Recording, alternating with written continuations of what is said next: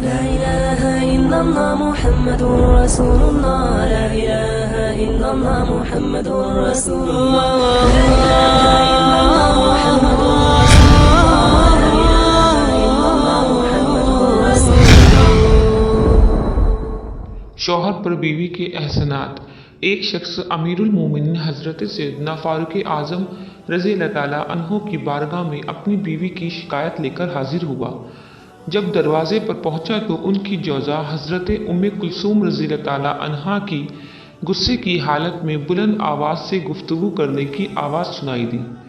جب اس شخص نے یہ ماجرا دیکھا تو یہ کہتے ہوئے واپس لوٹ گیا کہ میں اپنی بیوی کی شکایت کرنے آیا تھا، لیکن یہاں تو خود امیر المومنین بھی اسی مسئلے سے دوچار ہیں۔ بعد میں حضرت سیدنا عمر فاروق اعظم رضی اللہ تعالیٰ عنہ نے اس شخص کو بلوا کر آنے کی وجہ پوچھی۔ اس نے عرض کی، حضور، میں تو آپ کی بارگاہ میں اپنی بیوی کی شکایت لے کر آیا تھا، مگر جب دروازے پر آپ کی جوزائے محترمہ کی گفتگو سنی تو میں واپس لوٹ گیا۔ آپ رضی اللہ تعالیٰ عنہ نے فرمایا کہ میری بیوی کے مجھ پر چند حقوق ہیں جن کے بنا پر میں اس سے درگزر کرتا ہوں۔ ایک، وہ مجھے جہنم کی آگ سے بچانے کا ذریعہ ہے، اس کی وجہ سے میرا دل حرام کی خواہش سے بچا رہتا ہے۔ دو، جب میں گھر سے باہر ہوتا ہوں تو وہ میرے مال کی حفاظت کرتی ہے۔ تین، میرے کپڑے دھوتی ہے۔ چار، میرے بچے کی پرورش کرتی ہے۔ پانچ، میرے لیے کھانا پکاتی ہے۔ یہ سن کر وہ شخص بے ساختہ بول اٹھا کہ یہ تمام فوائد تو مجھے بھی اپنی بیوی سے حاصل ہوتے ہیں، مگر افسوس میں نے اس کی ان خدمات اور احسانات کو مد نظر رکھتے ہوئے کبھی اس کی کوتاہیوں سے درگزر نہیں کیا۔ آج کے بعد میں بھی درگزر سے کام لوں گا۔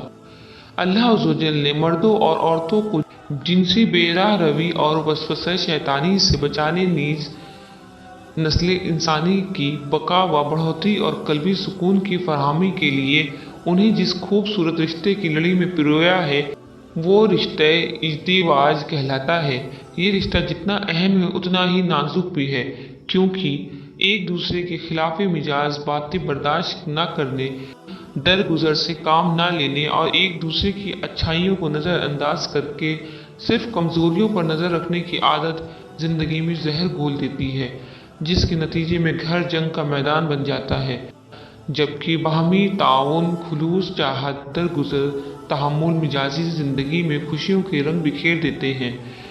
بیان کردہ واقعے میں حضرت سیدنا فاروق اعظم رضی اللہ تعالیٰ عنہ نے اپنی گفتگو اور اپنے اعمالی کردار کے ذریعے بیوی کی شکایت لے کر آنے والے شخص پر یہ بات واضح کر دی کہ ایک شوہر کو کیسا ہونا چاہیے۔ ان سے یہی درس ملتا ہے کہ شوہر کو عفو، درگزر، بردباری، تحمل مزاجی اور وسیع ظرفی جیسے خوبیوں کا پیکر ہونا چاہیے۔